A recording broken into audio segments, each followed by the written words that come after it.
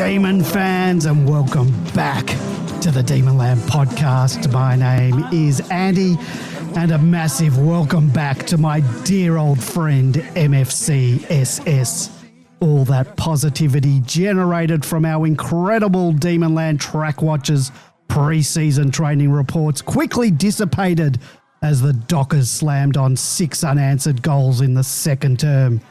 But the D's rallied, they fought back, and I had to remind myself of that timeless footy adage, it's only a practice match if you lose.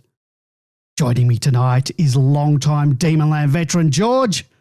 Good evening, George. Good evening, Andy. Good evening to Ben Man. Good evening to all our listeners. Let's hope that there hasn't been too much wrist slashing in Demonland as a result of this practice match. Even Andy's apparently gone off his food and he hasn't eaten tonight. But we're here tonight to remind everybody that the real game doesn't start for another 2 weeks. I don't know. It felt real to me. The pain felt real. Also joining us tonight is Bin Man, here to bring some much needed positivity and hopefully alleviate my concerns about the season ahead. Good evening, Bin Man. Good evening, Andy. Good evening, George. Good evening, Demonland Massive. I would say realism, not positivity. I mean, it was, it was an interesting watch. It's some of the comments on the Demonland post-game thread, maybe I shouldn't be surprised, but there's some negativity there that I think is unwarranted, and there's very little comment on the 2 of the key things that need to be considered about that game. Is 1, it was a VFL standard ground down in Mandurah. 2, it was by all accounts 30 degrees plus for the entirety of the game, and 3, it was super windy. So I think all of them, not to say that was a factor in it. Well, it was a factor in the result because we're such a terrible kicking side, and as I've banged on about a million times, is wind and open grounds that don't have stands to protect from the wind are going to exacerbate poor kicking technique. And bottom line is we've got too many players with poor kicking technique still. So, but yeah, it was a good hit out, and looking forward to getting into it. All right, well, we will get into it shortly, but just a bit of housekeeping. Each week I invite our loyal listeners to support the podcast by leaving us a 5-star review and a comment on Apple Podcasts, and we really appreciate your feedback. And as a token of our gratitude, we give a well-deserved shout-out to those who take the time to share their reviews. And Ocean Grove writes, love it and welcome back. Look forward to this chat each week. No BS, just great Demons chat with like-minded tragics. And thank you for that one, OG. And 𝗟𝗄𝗀 but not begotten writes, the ultimate podcast for true Demon fans. As a long-time listener of the Demonland podcast, I can confidently say that this is the ultimate destination for any passionate Melbourne Demon supporter. Week in and week out, the team delivers an exceptional mix of insightful analysis, passionate discussion, and just the right amount of humour to keep things engaging. Just the right amount. Come on, mate. What sets the Demonland podcast apart is the depth of knowledge and the genuine love for the club that shines through in every episode. Whether it's dissecting the latest match, debating selection dilemmas, or discussing the club's future, these guys cover it all with a level of detail that you simply won't find anywhere else. The interaction with fans is another highlight. Reading out listener comments, responding to questions, and embracing the Demonland community makes it feel like a real supporter-driven experience.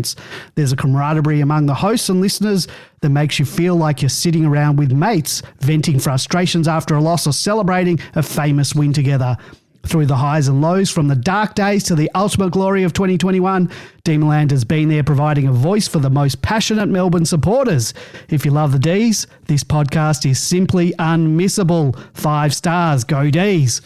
Well, wow, that's a comprehensive review. I just love it. Thank you, 𝗟𝗀𝗀 but not begotten. Great name for a footy forum. Keep that. Andy, just before you go on, mate, can I just highlight you've breaking into like a CP30 sort of static noise every now and again. I'm not sure if that's coming through the listeners, but it is here. And every, well, I'm hoping there's a little bit of R2D2 action. I was telling it should be fine on the recording. Hopefully, I did have to do a factory reset of my mixer just before we went to air. and I wasn't factoring the time that would take. I don't know if that has anything to do with the robotic voice that you're hearing. It's very possible. I'm hoping that it does record okay. Through my earphones, I sound fine, but hopefully it's not too bad for you guys. I'm not stopping anything, so you're going to have to put up with R2-D2 or C3PO or whichever sci-fi character for the rest of the show. And Well, the D's have had a factory reset. Well, I don't know if that factory reset worked. I'm a bit C3PO-ish for my liking. We'll get into that shortly. But keep that feedback coming. Not B-Man's feedback about my robotic voice. Simply leave us a 5-star review and a comment on Apple Podcasts, and we'll give you that shout out on the show. If you follow us on Facebook, Instagram, or Twitter, and you want to leave feedback, ask a question, or share a comment for the show, you can do so under our weekly podcast post, or just slide into our DMs. And don't worry, we won't read out your full name on the air. You can download and listen to the Demonland podcast on Apple, Google, Spotify, SoundCloud, or your favorite podcasting app. And in addition, you can also watch and listen to us on YouTube. Just search for the Demonland podcast to find our channel and subscribe. And if you want to connect with other passionate D's fans and you haven't checked out our forum, Demonland, head on over to demonland.com, sign up and join the conversation with fellow supporters from across Australia and around the world. It's completely free. And in addition to posting questions or comments for the show, you'll find endless discussions of all things Melbourne Demons. If you want to jump on the air tonight and have your say on any of the topics we're covering, give us a call at 03-9016-3666. That's 03-9016-3666. I'll answer. I'll put you on mute. I'll bring you on in when there's a break in the conversation. You can also call that number anytime during the week to leave us a message and we'll play it out on the show.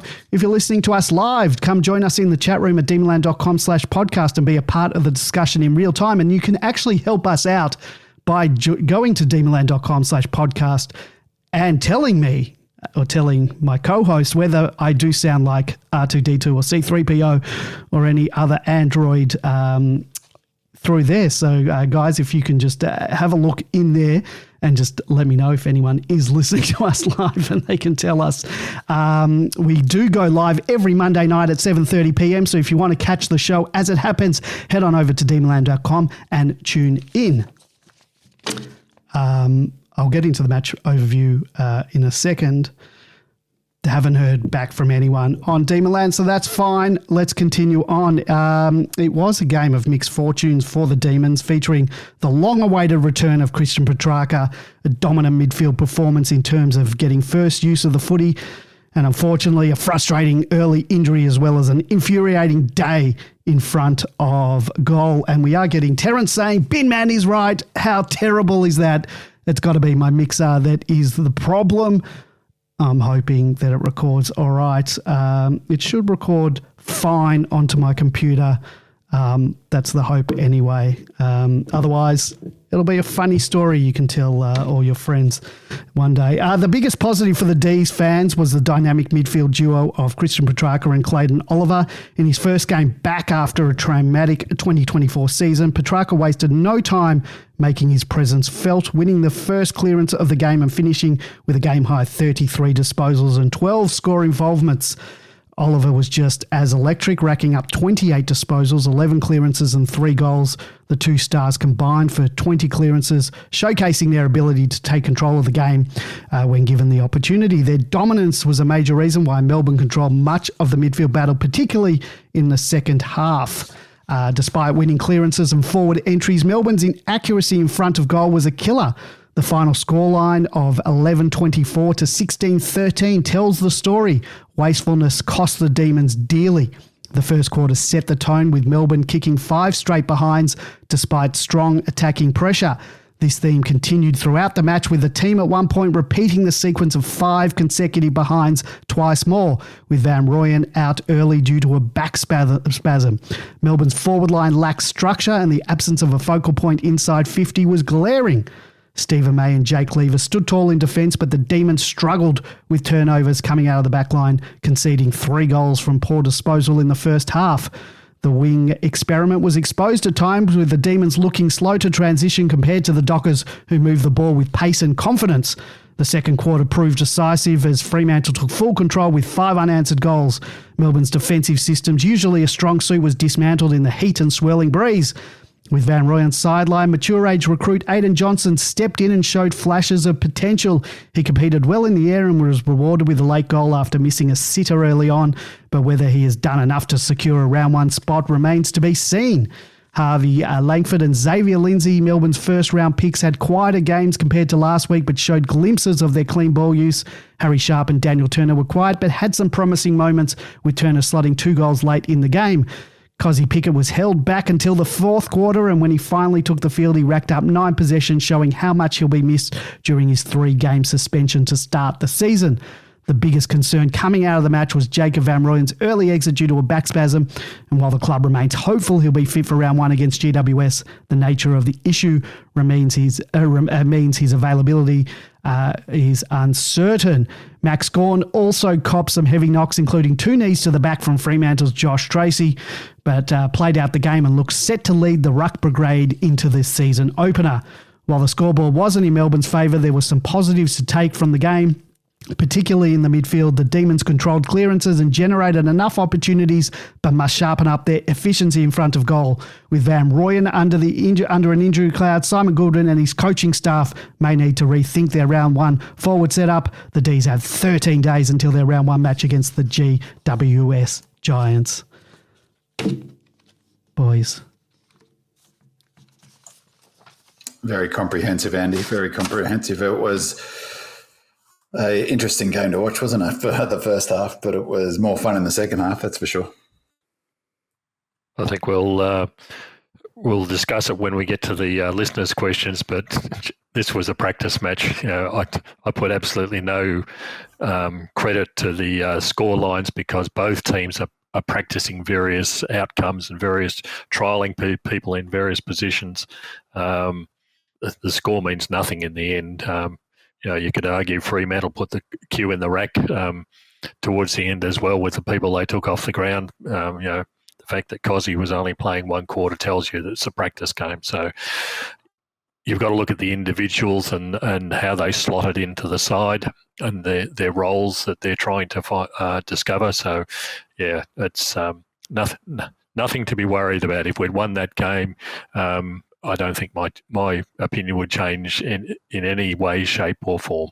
No. I mean, we'll unpack it a little bit as we go, but I think the point I made about, or a couple of things about the heat, I don't think there's any coincidence that if you look at the top-rated players, I haven't seen and I have seen the ratings. So the top-rating players during the game were all our senior players.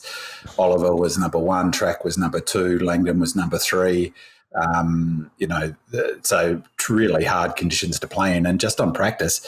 And again, we'll unpack this a little bit as we go, but it was really noticeable that Goody was practicing setups and systems, and we were doing things that, in particular that chipping around and controlling the ball.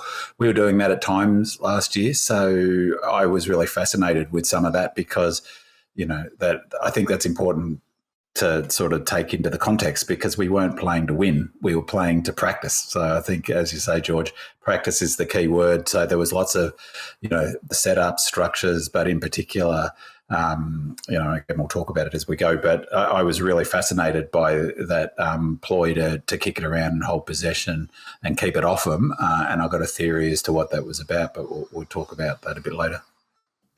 Well, hopefully I've fixed up the mic issue. It was the wrong mic was selected, the wrong type of mic in the mixer was selected. So I hope it recorded all right. If not, that'll be funny.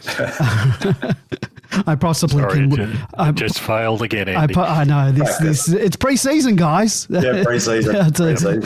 What do I get? A mulligan, a do-over? You're dancing with your sisters. That's right. So. Come round 1 in 2 weeks' time, I'll be back to my regular self. But we'll see. We've got Bin Man. Your stats files is back for 2025. You tell me that there's a new format, and Bin Man has assured me he's going to keep it under 10 minutes. So all those who complain that the show is too long, start your clocks right now, and you know who's to blame if this show goes over. So take it away, Bin Man.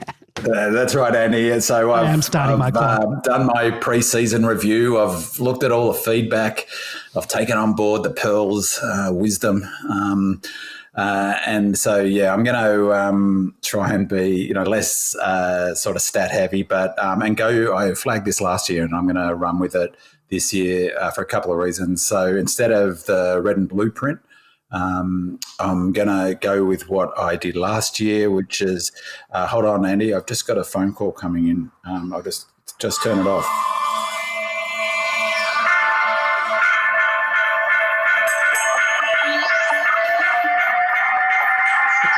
Is this a bit? Hold on. Sorry about that. That was just turning this phone call. The good, the bad, and the ugly, and the bizarre. That's going to be my stats structure this year. When I get clearance for that, I'll make that my stinger. So you could have asked me to do it, and it would have sounded a lot better. So anyway, the good, the bad, and the ugly. So that's going to be the structure, partly because I want to tighten it up. 2, I've heard the feedback. And 3, I don't think, I'm really curious about how Goody's game plan will evolve this year. And, I've talked about this a lot, but I really reckon Goody's underestimated. His tactical nous is really underestimated. He has done a lot of innovative things in his time as senior coach. And I wonder whether we'll see a bit more of that this year. So I think that kicking round was a good example. So, the good, the bad, the ugly, and the curious or bizarre is going to be the structure. So, good. Let's start off with the good. There's a sort of fair bit of negativity, I reckon, about this game on Demonland. So, maybe that's not surprising, but it surprises me a little. Starting off with the good, 35 scoring shots. 35 scoring shots is going to win you a lot of games of footy. That's an impressive outing. So 11-24, quite remarkable. So the other part of the good of that is what, is kicking 10 goals in the second half. So we only had 1 goal at a half time. So we ended up kicking 10 second half goals. And again, that's going to win you lots of games of footy.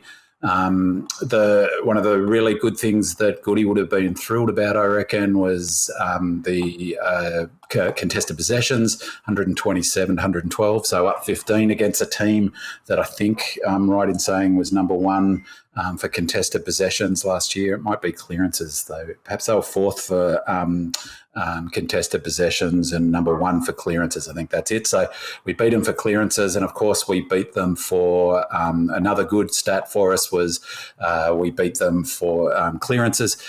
The AFL website is hopeless for stats. It's really, it's hopeless. Given AFL have got some sort of interest apparently in champion data. It's so basic, it's ridiculous. So, but the clearances were 45-27. That will please a lot of people who are worried about our our clearance ability, and how could it be so poor with so many good players? Well, it was dynamite when you put in Petracca and 𝗍cie and 𝗟𝗶𝘀𝗁, and 𝗟𝗁 looked in fantastic, Nick, and he was our best player on the ground. Arguably, certainly, he was our highest rated player. With clearances, again, the key, it's a bit of a nothing stat. It's really, to a large degree, it's similar to hit-outs. So it doesn't, raw number of clearances doesn't tell you anything about the outcome or the quality of those clearances. It's not on the AFL stats, and Wheelo hasn't got the stats for this game yet. Well, he won't have them for the preseason. So I'm not sure what the scores from clearances were. That's the key stat, scores from clearance. But still, it was an impressive effort. And at one stage in the third quarter, it was 10 clearances to, I think it was 10 clearances to 1 at one point. So that's terrific. We had another thing that Goody would have been thrilled about. With 2 minutes to go before three-quarter time, we had 18 forward half turnovers. That's really, a huge stat for clubs. They talked about it in the coverage that's something Freo would need to get better at. But we were smashing them in that. I don't know what Freo were, but we were well and truly on top in terms of forward half turnovers. We had 45 to 27 clearances for the total match, as I said. Another positive last quarter, regardless of whether they put their cue in the rack, 5 goals, 9. A real positive for me in that is that we ran the game out. So did they. They looked like they ran it out pretty well, but we did kick, I think I'm right in saying it was 5 goals, 9 in the last quarter, wasn't it? Is that right? So 14 scoring shots in the last quarter. We actually were relatively efficient inside. So it was another good 58.7 to their 57.8. So we were slightly more efficient when we did go inside 50. What's important about that stat is that people might go, hold on, that's a bit wacky, but that's efficiency in terms of scoring shots. So you take out all our missed goals and, as again, we win that game. I mean, how often have we talked about, our kicking? So let's go to that. Just a couple of other good things. As I said, one of the really fantastic things was Clary's game statistically and just, the eye test and statistically. Our 2 highest rated players on the ground in AFL rating and in the fantasy points. Actually, May was really high in the fantasy points, but in the AFL rating, the 2 highest players were number 1 was Clary and number 2 was Petracca. That is, an impressive performance from both of them. It was fantastic to see Clary kick goals. We've talked about this not so much last year. We just wanted him playing footy last year, but with previous years is if he could kick goals and really interestingly, he played forward a little bit in that second half. So resting forward. If he can kick goals, add that to a string to his bow, it just takes him to, he's already rarefied air. And that jink to the left to open up, that showed to me where he kicked that goal on his left foot, showed to me a player who is getting back towards his best. It'll be like having a brand new recruit. So that was massive. He also had 2 tackles inside 50, which was fantastic. And a shout out to Fritter, who also had 2 tackles inside 50. If Fritter, there's no coincidence, Fritter's highest number of goals in a season was 21, also coincided with his most number of tackles. His second highest goal kicking was 22, and that was also, I think it was his second highest tackle count. So he's up and about, tackling, providing pressure. He is real cream on top of that cake. The bad, 1 goal at half time is... Sorry, did you say Fritch's highest goals a year was 22? 21. He's kicked 59 goals, 55 goals. Wasn't it? How much was it in 21? In 21, he kicked 59 goals. Yeah. That's what I said, isn't it? So that was his highest he's kicked. I thought you said 21 goals. Sorry. No. In 21. Oh, in 21. The most he's kicked in a season is 59. Okay, you were saying the year. Okay, sorry. I thought you were... Anyway, continue. Now you're padding out my time. Hold on, what time did I start? Now I'm under pressure. All right, you get I'll give you an extra minute. So bad. There were some bad things, and the obvious one, really, you could almost argue ugly, is our kicking for goals. Again, I know it was windy. I thought of you, George, when Billing was spraying those kicks. He had a good game, Billings, and hope he doesn't have a bad one. Right, well, we got a question about that. But he was excellent outside. He's kicking for goals. But, Fritter, please don't pass to Billings when you've got a shot on goal, please. Come on. You know what? I think that was a confidence thing as well, because I think Fritch had missed a couple and he just wanted to give it off 100%. Yeah, so... But that accuracy, how many points was it in the end? It was 24 points. 24. Yes, it was windy, but, their accuracy, just another game we've lost where we would have won if we kicked accurate, almost no doubt in my mind, particularly in that first quarter. That was when we really sort of muddled our chances. I'd put this in the ugly almost, is... with 4 minutes to go to 3-quarter time, Freo had 28 inside 50s and had scored 19 times. That is just nuts. And then it evened out actually in that last quarter. They fell away. But as I say, with 4 minutes to go in the third quarter, they'd scored 19 times from their 28 entries. So we'd dominated a lot of the territory in that game. We'd been on top. I think it's a real challenge for us is that, we're changing from being the best defensive side for a long time over a 4 or 5 year period. We're changing the system. I think it's going to be a work in progress. But I have to say, we're going to have to be prepared if we want to play a different style where we're pressing up higher and we're looking to move the ball quickly. We will give up more goals. It's just a fact. It's just the natural outcome manifestation of that. Of that model, really. But I'm curious about that holding the ball and kicking it around. I suspect what Goody's idea was, and so that was reflected in the uncontested disposals. We had, 236 kicks to 211, 161 handballs to 147. So we had a heap more possessions than them, and a lot of those possessions were those moving it around. I suspect that was something that Goody did for tactical reasons, not wanting to show all of the cards in this game. This wasn't a full practice hit out. I think George is bang on. It was a practice game, and I don't think he showed a lot of his cards. And I wonder whether their advantage, Freo's advantage over us, is that their leg speed, and that continues to be a challenge for us, I think. And I wonder whether it was partly an opportunity to practice mitigating that for when we play them in the season. If we've got the ball and chipping it around, they haven't got the ball and they can't, they take advantage of, because they like to do that too, but to create the spread. It's really interesting. That game, I thought Simpson was really interesting to listen to in the commentary box.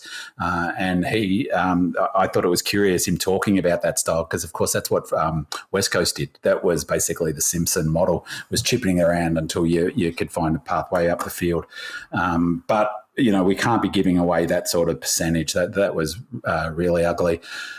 Defensively, I thought there were some struggles, really, and again, ugly, bad/ugly, is that it's the opposition small forwards that really hurt us, that continue to hurt us, did in this game. I don't have the numbers in front of me, but I suspect a big chunk of their goals were kicked by the Walders and, the smaller players.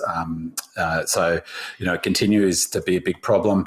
Just flipping back to good, you mentioned, Andy, that's, we struggled up forward, but, that's, well, one, I don't think that's the case. We had 35 scoring shots that is a lot of scoring shots. We actually had,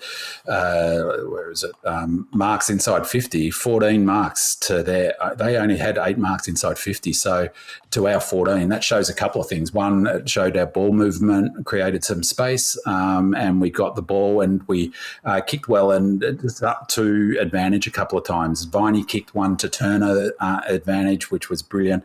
And my favourite kick of the day was Lindsay's kick that set up the screamer that Sparrow took.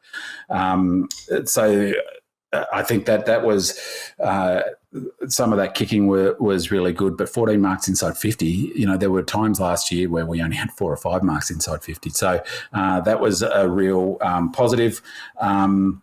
I mentioned a real positive was our highest rated players were Oliver and Track. A negative, I'm not sure it fits with the ugly, but definitely bad, is Chandler only had 3 possessions. So, whilst we struggle to defend small forwards, I think we've also got a challenge, haven't we, I think, with small forwards ourselves. If 𝗍ici's going to play as basically a mid who rests forward, Chandler is the player who's going to have to be up forward. Now, we don't have the AFL doesn't have the pressure numbers, so his key indicator would be the pressure he applies. But so I don't really know what that pressure was, but he only had 2 tackles, only one of which was inside 50. And the ball hit the deck and he wasn't able to score any goals. So it's a challenge for us. And I'm not quite sure what the answer is. Maybe Mentha will get a look at some say, I don't know. But Chandler, it's his position at the moment. It wasn't a fantastic match by him. And the other ugly one was, or wasn't really statistic, but just, bizarre really was, my bizarre stat is you can't have many games where your full forward goes off in the first 30 seconds. And fingers crossed it's okay. But after seeing Bontempelli come off and basically tell boundary rider, yeah, no worries, I'm good. And next thing you know, he's off for 6 weeks minimum. Until I see JVR back out on the training track or selected in round one, I won't not worry. It's my concern as well, because I saw it twice on the weekend of two players who sort of he'll be right, and then 6 to 8 weeks. So that's the good, bad, the ugly. Just quickly, I just wanted to highlight one more thing that about the performances of Clary and Track, and it's like, to have players of that quality playing for us is something that we should never take for granted. Clearances, Claz had 11 clearances. Petracca was next on the ground with 9. Jack Viney was a ways back at 4. They were both incredible for the entire game. The score involvement is something that's really important. I think it's a really key stat. This was our top 3 score involvements. Petracca had 12 score involvements, which is just phenomenal in a game of footy. Max Gawn was second. He had 10 score involvements. So score involvement means anywhere that you're in number of scoring chains where a player was involved with either a disposal, hit out to advantage, kick in or knock on. If a player has 2 disposal in the same scoring chain, they are credited with only 1 score involvement. So Track had 12 score involvements. Maxi was next with 10 and Claz was third with 9. Then we Sparrow with 8, Langdon with 8, Viney with 7, Rivers with 6. So it really just demonstrates too how, as I said before, it was a day that favoured senior players of, multiple 6, 7 pre-seasons under their belt. No good for the kids in those sorts of conditions. And similarly, the other one that's really, really important in any model and any method is inside 50s. Track had 10 inside 50s, Clary had 9 inside 50s, and Ed Langdon had 7 inside 50s. Really, really impressive numbers. And that's it, Andy. How did I go? Did you time me? Yeah, I think you're about nearly 20 minutes. Oh, rubbish. No way. I don't know. It wasn't timing. All right. I had a loose, I had too many things going on in my head. It's pre-season. Yeah, pre-season. We'll tighten it up in round 1. Well, let's get straight into the listener questions. Pingu says, welcome back, guys. It was a nice surprise to see the podcast pop up in my feed last week. Looking forward to a great year of podcasting ahead. We had more possessions, plus 39, more marks, plus 6, more shots on goal, plus 6, equal tackles, more inside 50s, plus 18, more hitouts, plus 22, more clearances, plus 18. But we lost by 19, and I felt it should have been much more. Besides the first 8 minutes of the first quarter, most of the third, I thought we were either smashed or absolutely exposed. Surely the difference wasn't just missed shots. Monocular adds, Thanks as always for your hard work, diligence and good humour. Welcome back. I didn't get in time to welcome you back last week. Unfortunately, I couldn't watch the whole match, and I realised that stats aren't the be-all and end-all, but yet again, we dominated many key stats, yet couldn't kick a winning score. All right, well, we've heard from Bin Man already, so let's get George's take on winning in the key stats but losing the match. Was it just our inaccuracy, or was it more than that, or are you just going to put it down to being a practice match, George? Can you turn Bin Man's audio off, please? Okay, if that's all right. Because he's going to hear things he doesn't want to hear. Okay. I'm muted already. You can't mute. Oh, all right. Stay muted. You can talk after George speaks. Don't interrupt. I am not a fan of AFL stats by any stretch of the imagination. I find them very crude. Simply because there's now unfortunately an industry that's been built up around trying to provide statistics for things that don't need statistics, compared to, for example, baseball, completely different game. Yeah, but stats in baseball are pretty straightforward. You hit home runs or you don't, how many times you go to bat, how many catches you make. But the AFL industry is trying to create statistics for which just produce numbers but don't have any real effective measure of quality in them. They're trying desperately when they come up with things like disposal in efficiency, and when they come up with things like pressure points and all that sort of rubbish. I can provide pressure points. I can tackle someone, but it won't be effective. I can chase after someone, but it won't be effective. But they get the same numbers that come out in terms of statistics. Statistics are the numbers that are the result of the actions that occur on the field. So, yeah, that's why I'm not a fan of them at all. When it comes down to straight numbers, that's fines, kicks and handballs. They still don't measure the effective kicks. They still don't measure the effective handballs. A handball in the middle, when you're surrounded by 6 people, is not the same as a handball in the back line that goes 20 or 30 metres, but we put the same numbers in there. So I don't put a great deal of credit to statistics as they stand in the AFL systems. Like I said, there's a whole industry designed to try and find a reason for existing, unfortunately, and people have grabbed it with 2 hands.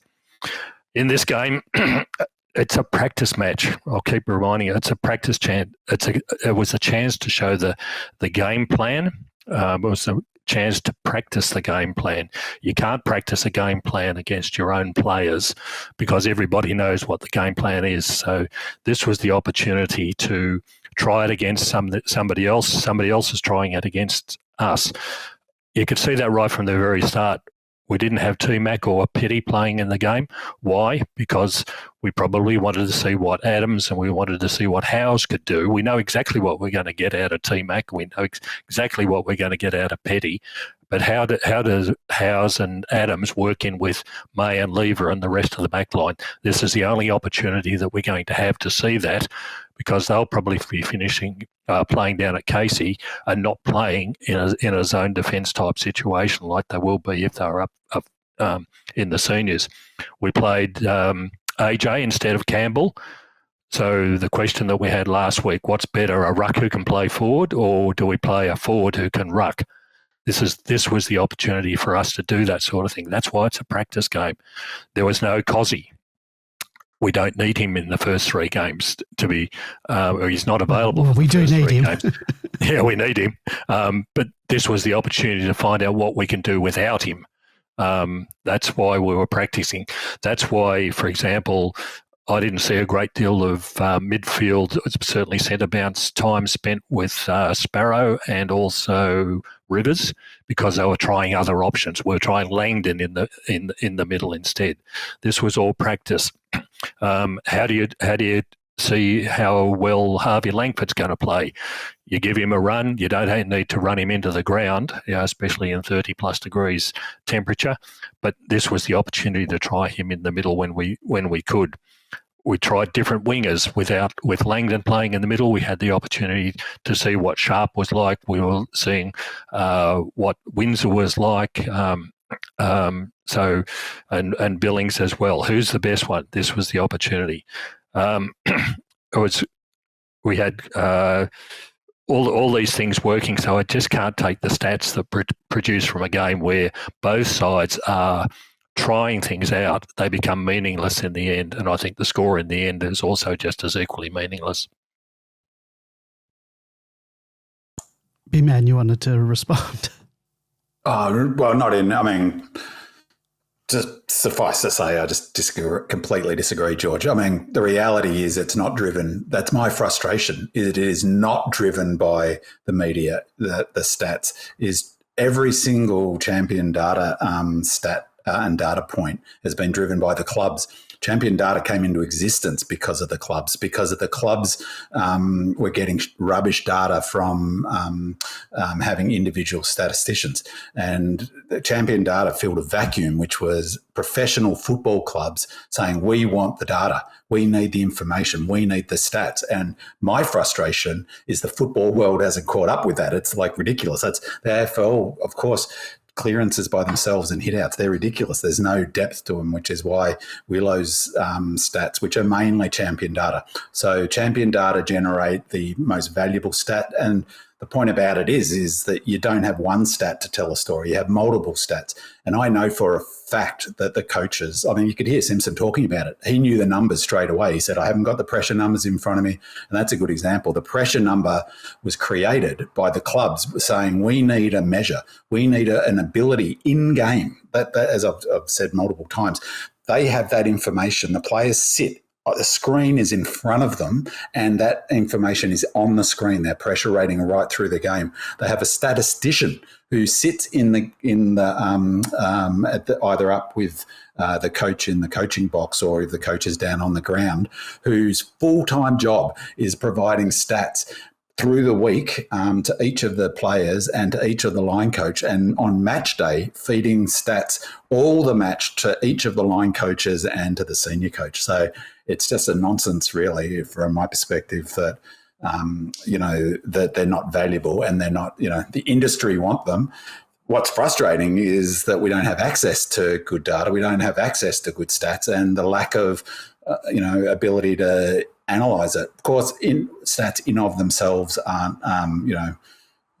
you need to look at multiple things and they only tell part of the story, but that's why coaches are so desperate for them. That's why at halftime they'll interview Goody and he will say 4 or 5 key stats. You'll know them because he's looking at that data all through the match. So, we've moved a long way past 1979 when 𝗟𝗏𝘀𝗰𝗀𝘀 came to Melbourne from North Melbourne, or 1981, and said, we need to improve our stats because we need to move into the modern era. So I disagree, but it's a whole different conversation. I think maybe, I don't want to put words into George's mouth, but I think what George was saying was stats like, just comparing clearances, being +6 in clearances, those individual stats on their own probably don't tell a story. But if you have stats like that pressure rating, that can tell more of a story than just us having 6 more clearances. Well, yeah, of course. In of themselves, stat doesn't tell anything. You need to triangulate it. You need to see. That's what I meant before with, it's not about the number of clearances. It's about, that's why scores from clearances is an outcome stat. You can tell how successful your clearances have been by how often you score from them. So it's not how big your stats are, it's how you use it. All right, point taken. All right, Radish D writes, reading some of the game day thread posts on Demonland, and the early criticism of the game plan is already concerning, especially since I didn't see the game myself. That's the second person who said they didn't see the game. Does this game plan actually suit the players we have? How long do you think it will take to determine whether it's viable? Are we heading down the same path as last year, persisting with a game plan that doesn't align with our strengths and weaknesses, only to abandon it midway through the season again? GS 1905 adds, the blueprint for a back half transition and turnover game has become the primary weapon for most teams in the modern game. Our vulnerability against sides like Fremantle, Collingwood, Hawthorn and Geelong stems largely from how we turn the ball over in our forward half. Is our issue really forward 50 pressure, or does it have more to do with our slow ball movement and imprecise kicking? Despite winning contested possession and clearances yesterday, I wondered whether that even mattered to Longmuir. Was he willing to concede stoppages knowing he could expose us on the outside? While I don't have the stats, it felt like we frequently turned the ball over post-clearance, allowing Freo's midfielders to set up in a more aggressive positions. This gave them more time and space when transitioning into their forward 50, whereas we often delivered the ball into a heavily flooded attack. I'd like to see us refine our structure and set up across the ground. Too often we seem drawn into the contest, leaving us outnumbered on the outside. Now, B-Man, there's a lot to unpack here, and you're a resident game plan expert. Radish D raises a fair point. Does this game plan actually suit the players we have? It feels like we've been asking this question for a while now. Are we once again forcing a system that doesn't maximise our strength, only to realise too late that it isn't working? And if so, how many rounds do we give it before any adjustments are made? GS 1905 touched on something that we've seen time and time again. That's our vulnerability in transition. It's no secret that the modern game is built around quick ball movement and forcing turnovers in the back half. Teams often capitalise on our inefficiency going inside 50. So Is it a forward 50 pressure issue, or is it the way we move the ball, the winning clearances and contested ball? It's great, but if we're turning over post clearances, allowing teams to set up offensively, then those wins, whilst not meaningless, they're certainly wasted. What do you think of the game plan? One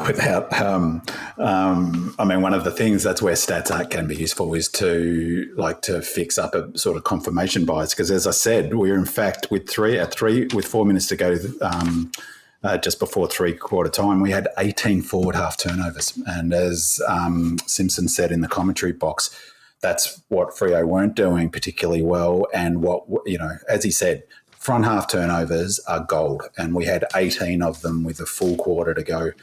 So our pressure was fantastic for periods. We had 35 scoring shots, so that's indication that a lot went right. If we'd 24, 11-24, if we'd kicked 18, 17, for instance, we win that game by 50 points. We did a lot right. My concern with the transition game is not us doing it. It's how can we improve our defence on the way back? Speed is a really critical issue because if you press up high, what was really interesting about this game, there was a couple of really interesting things that were different to the North game. One, in the North game, we pressed up really high. Our defensive line pressed and squeezed the ground up, hugely. We didn't in this game. We looked like we went the opposite, and we were stretching the ground ourselves. And that's why I think I wouldn't put too much stock in this being an example of how we're thinking of playing. I've got a feeling that Goody was playing some sort of tactical ducks and drakes with that chipping around, because that's a completely new thing. He did that a couple of times last year, but it was more about, I think, saving our, not running out of gas. He did that in the first quarter. We started doing it. And I think my guess would be at least part of it was to practice that for controlling the tempo and to take away one of Freo's strengths over us, which is their leg speed. Do we have the transition game? We definitely want to be playing that, but maybe Goody's I'd be really curious to see where he goes, because Goody will, this is not just Goody. McRae's the same. All of the coaches, Fagan, come finals, is the contest is still king. You still got to win contests. So do we have the players? We've now got bulls that, we had Track yesterday and Oliver yesterday stepping through tackles. Sparrow looking $1 million strong and strong in the contest. We've got Langford, who's 191 centimetres and maybe taller, looking big. We've got some big boys. So we've got those bulls. So we're looking to have contests. The clearances were interesting. They said again on the call, Simpson was quick to point this out, that Longmuir brought up people to the forwards up to the clearances to try and get back. That was his effort to try and address the smashing they were getting. So I don't know. I disagree with the idea that they were allowing it, because they brought an extra to the contest to try and wrest the clearances back into their favour. I thought tactically there were some really interesting things. Do we have the players? The key question for me, the key weaknesses, from my perspective for Melbourne, our lack of a really quality small defender who can pick up the opposition small crummer. And that was really evident yesterday with no McVie, because McVie was a player, Judd's been the player who's picked up the Camerons or, the opposite, a player like Walters, he could go across and cover. That was really evident. But also, as I said before, we need some small forwards up there, but it still comes around to the kicking. So it was turnovers, so many poor kicks. There were some poor handballs. If you look at Bowie's numbers, he's actually had a pretty good game in a lot of respects, but it was really unlike him. Coaches must hate those sort of hack kicks out of defence. He did it 3 times and it landed straight, went straight back to a Freo, and they scored at least 2 goals from Bowie turnovers. Our kicking still is going to, even our best players brilliant kicks. I still think that's an issue for us with the transition game. I really think that Goody is, of course we want to move the ball quicker. It's a watch and see. I think it will not shock me at all if he's looking at some tactical innovations to implement that, certainly that kicking. The other one, as I talked about this at the beginning of in the preseason before last season, and I talked about it again last week in the podcast, and it was really noticeable in this match, was our long handballs forward. We're looking to handball 20 metres forward, 30, really long handballs. A couple of them came unstuck, but again, George's point's the critical one is it was a practice game, and we were practicing. And I watched all of the other community games, and a lot of those teams were also employing similar sort of strategies of handballs long out of the contest. It's an interesting one. It's almost like kicking for territory, still getting it forward. It worries me, that model, because I think handball chains will break down eventually, but it's definitely something. So the key tactical innovations from that game were the long handballs, the chipping it around, and as I said, we didn't press up at all. We hardly pressed up, so the ground was really wide. It was almost as if we were inviting. Maybe that was our effort to mitigate Freo's ability to move it down the ground easily. I wouldn't read too much into this game at all from a tactical perspective, and certainly I wouldn't be writing us off saying, well, we can't play that model. Before you go, we did have a caller called through. Call back if you are listening live. All right, go, George. Yes, similarly agree with what Binman was saying. I think the interesting things concerning the game plan in this was the long handball that Binman was talking about. Watching other practice games, a lot of teams are using the third player running past to move the ball quickly. But we did a few times in that last quarter. Yeah, but we were dramatically different compared to a Port Adelaide, a Sydney, the Suns. We were using it, and it was like a short kicker. Yeah, it was almost every player was told to do it, even though a lot of the circumstances weren't justified in using it. I would tell the mids immediately, for example, do not handball it forward when there's 6 players around you. You're not going to get a decent handball, and you're probably going to, as we did, pass it to the opposition players on a number of occasions. The other thing that interested me was at times we reverted to the kick it down the line to Max ones, and I didn't like that particularly because Max got absolutely smashed time and time again, and Fremantle certainly knew how to smash him. There's what was the other one in terms of game plan? It'll come to me later.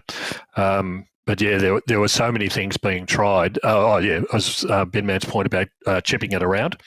I thought that was an in-game practice, simulation of we're 2 points up, the opposition have just kicked a point. What are we going to do? Yeah, we practice holding the ball for as long as we possibly could against a team that was trying to press up, of course. But that's exactly what we've been talking about. This was a practice game. We were practicing it. Fremantle were trying out other things. It wasn't unexpected what we were starting to see, but I think we're doing something completely different from other sides that I've seen with the forward handball. Like I said, most of the other teams that I saw over the weekend, the last week, are using the third player running past to generate the forward movement. Collingwood certainly use that technique, but I think we're trying something very different here. And I've got visions already of being at the MCG and people going off like, just kick it long, don't handball it long.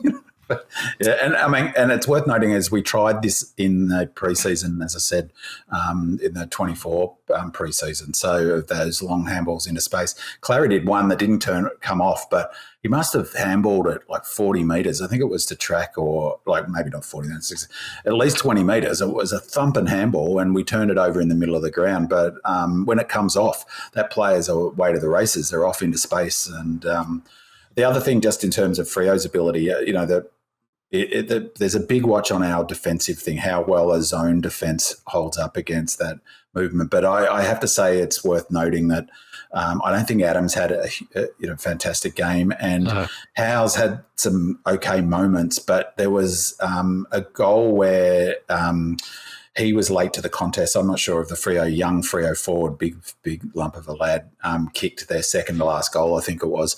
And Howes was his man, and it was the classic situation where T-Mac would have just smashed the pack and brought it to ground. And Howes didn't even get to the contest. He pulled up from it. And, that's really where, that third tall is so important to be able to get in and bring the ball to ground. It was, and Howes he had a couple of shock and turnovers. He did some nice things as well.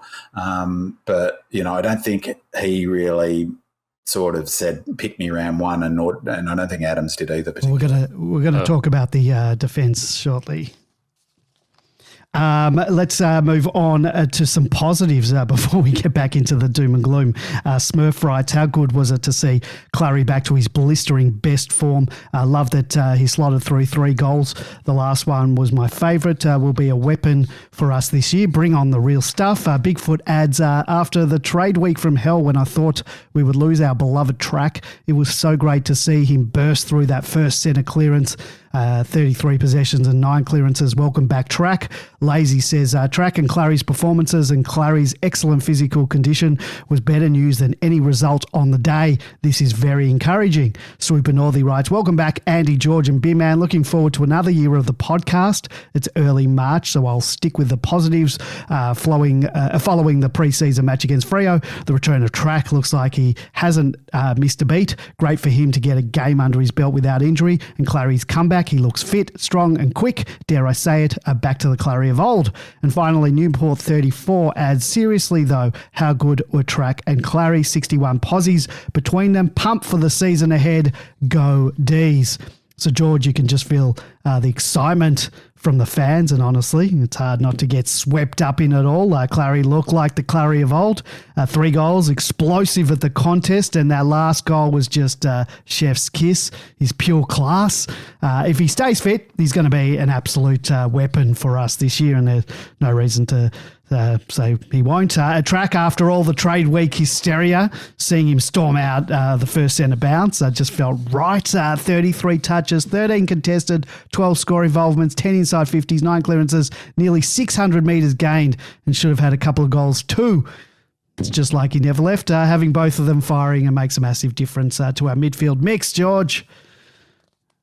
Can't add much more than that, can I? It's compared to where we were even at this time last year pre-season with Clary's situation, and then ultimately by mid-season with Petracca, just to have those 2 players back, gives us a lot of faith and hope.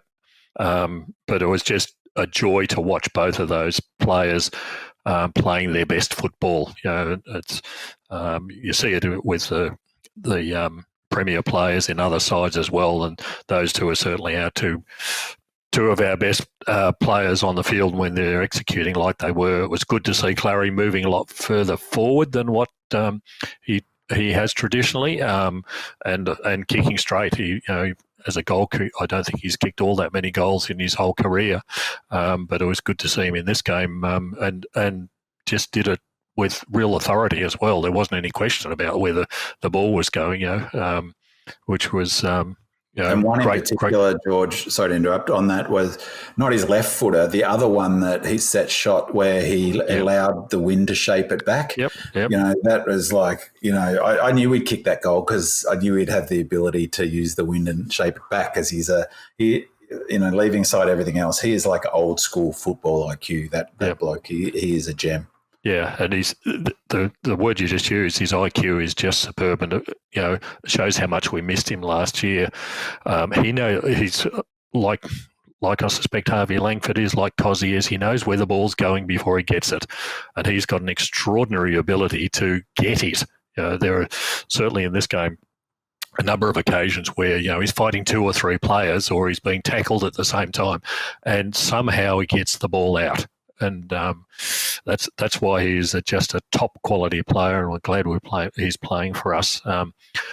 This was again a good example of why we have practice matches. The Fremantle midfield are a very, very good midfield. Let's have no qualms about that. The fact that Track and Track and Oliver were able to compete against that good quality midfield shows that we've got something that will work. Like I said, if you're just practicing amongst yourselves, you don't know how good they are, you don't know whether it's going to work, you don't know how bad they are, but now you've seen how good they are, and they are definitely back to their best. So let's hope that they stay injury free for the whole season, because we have a lot riding on both their backs, and Max as well as a midfield ruckman.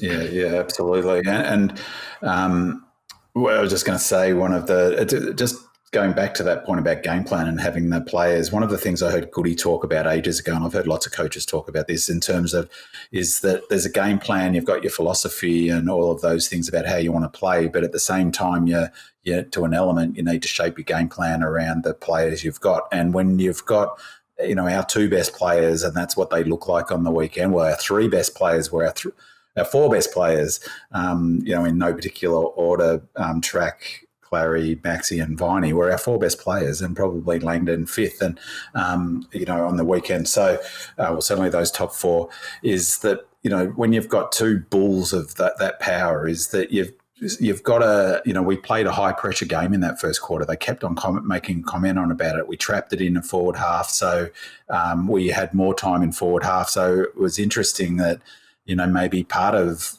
Goody's work that he's trying to do is, how does he knit together that old style of high pressure, trap it in the forward half and keep it trapped in there, with a more open running style, and particularly when you've 2 of your chess pieces are power players like Oliver and Petracca. So again, we still play one down at stoppages, and that's a hallmark of Goody's coaching.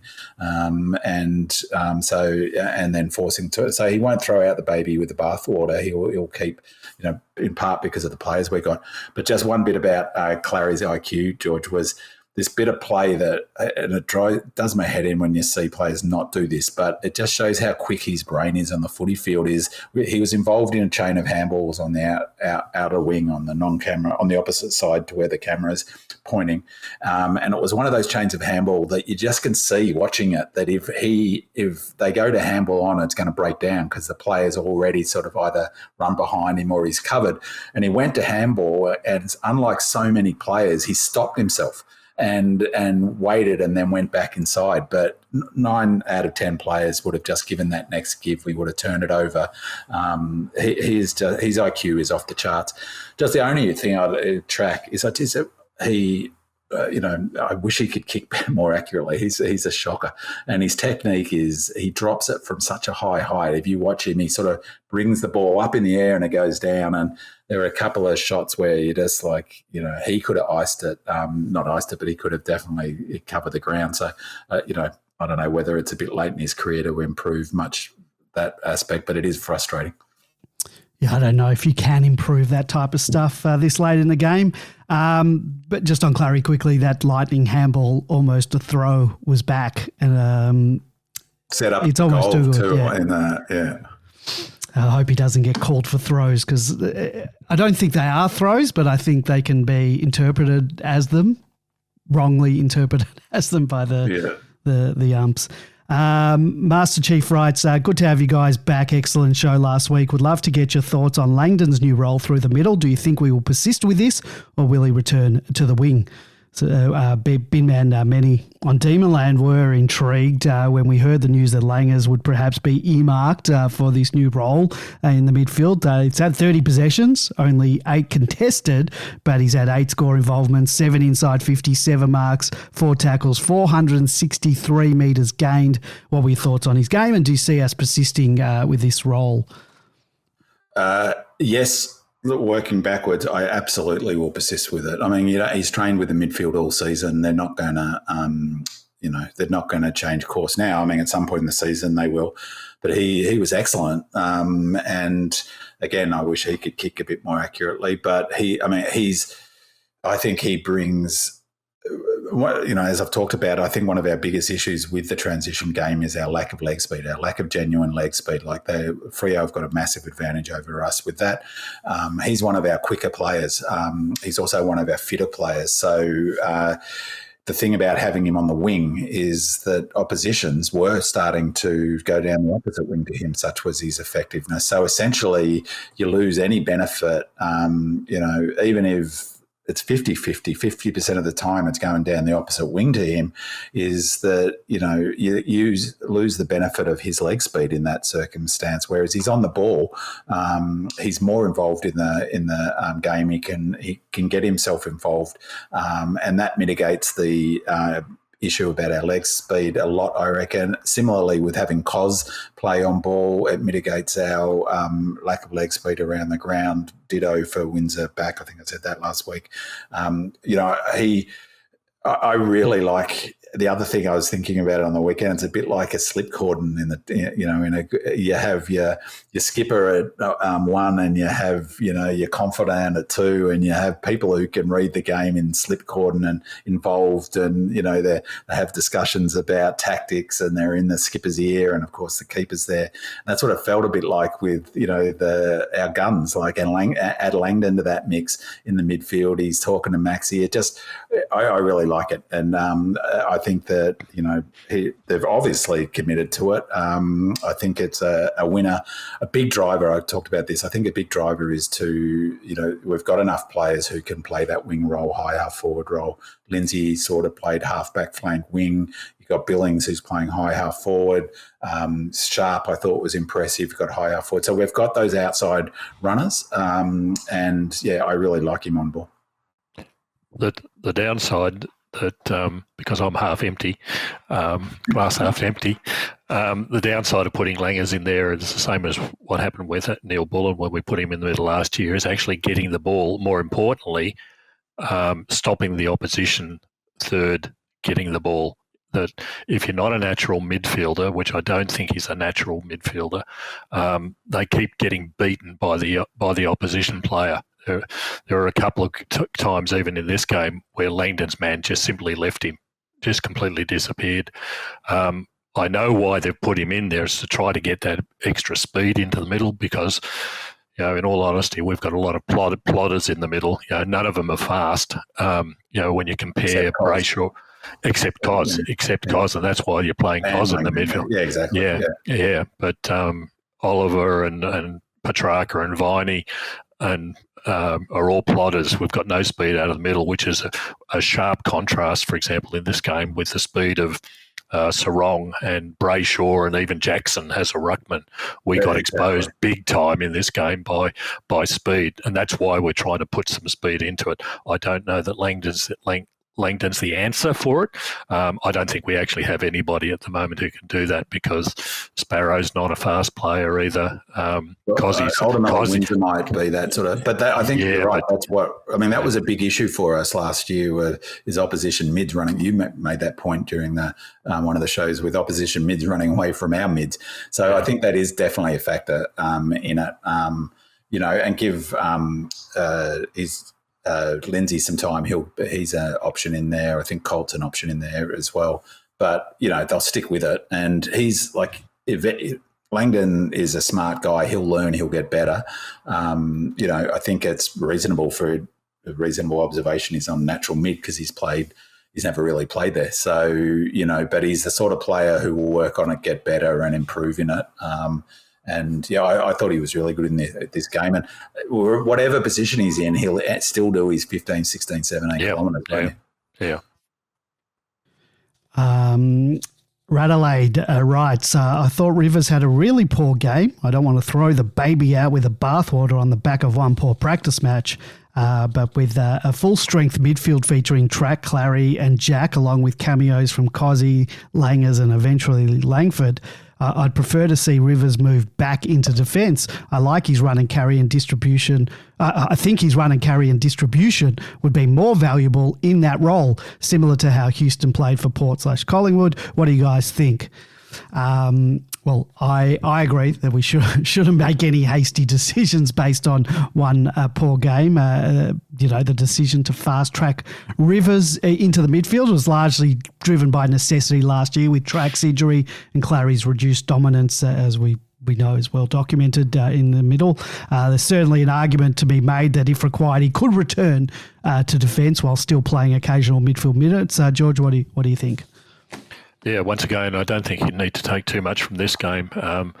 All of a sudden, I didn't see Rivers play a great deal in the midfield and around the ball, but I think that was deliberate because they were running with Track and Oliver and 𝗍𝗀, and then they were trying Langford and they were trying Langdon. They were trying all these other options, and then 𝗍𝗲 in the final quarter as well. We know what we're going to get out of Rivers, whether he's playing in the midfield or whether he's going to be playing in the half-back line. Personally, I prefer to see him in the back line simply because but he's not needed as much if we've got all these other players playing in the midfield. So wouldn't write it off. It's a nice option to have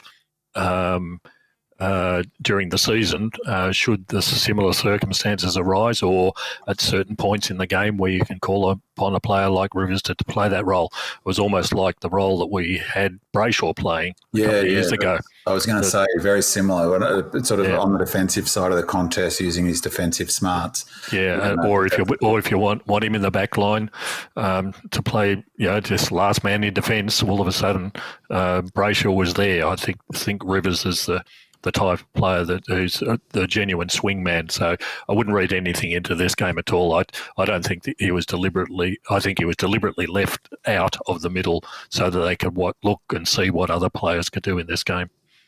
And it's worth noting that he only had 71% game time on ground. And normally he's up around the 85, 86, 87, 88. So, he didn't even play 3/4 of game time. He's still got 250-odd metres gained. So it is an interesting point, though, about having, he's another big body, is that if you think of Rivers, who's a big body mid, Langford, it's a big body mid, Clary's a big bodied mid, and obviously Track's a big bodied mid. I don't think we'll see much of Sparrow in the centre this year, and I like the position, him playing a sort of aggressive half forward. He's got good sticky hands, and he takes advantage of it when he gets his chances. So I thought his game was really impressive, actually, and I'm really pleased to see Sparrow get a bit more rope to, a bit more freedom to play aggressive and offensive rather than, being a defensive sort of player, which it's interesting to say that, George, about Rivers. I thought that's a really good thought of the way, because that was the role, that Gus role, that sort of defensive mid who would basically choose where to go and go back if it was necessary. And, that was Gus's strength. That was what he did so well in his last season. That was the role that they asked Sparrow to play, pretty much last year. And I don't think, he didn't do it quite as well. And I think that's the sort of role that Rivers played yesterday. I reckon that's a good call. Sparrow's first 10 minutes of the game was fantastic. His pressure was incredible, and that tackling was... Took a nice mark, two good marks. Yeah. It just shows how hard it is to take contested marks. He was the top. He had 2 contested marks. No one else had more contested marks for the Ds. Both were up forward, both two contested marks inside 50, and we wouldn't have had too many more, I reckon.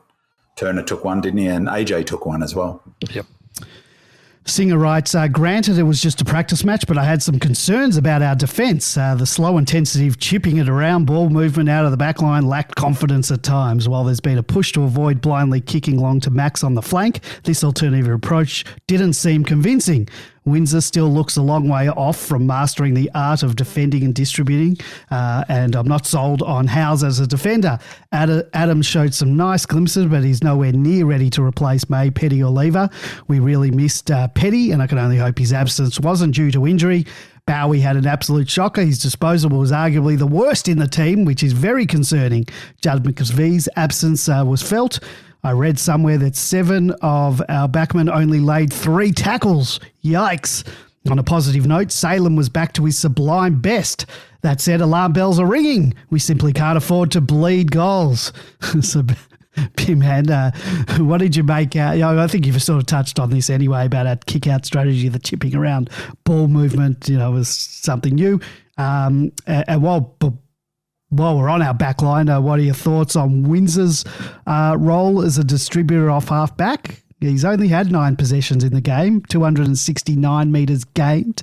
But considering he's had an injury-interrupted pre-season, especially in the last few weeks, I think it's he's probably finding his rhythm down there, and especially he only returned back to training last week after he had those things. So I've got a couple of questions to ask you. So what do you think of Windsor?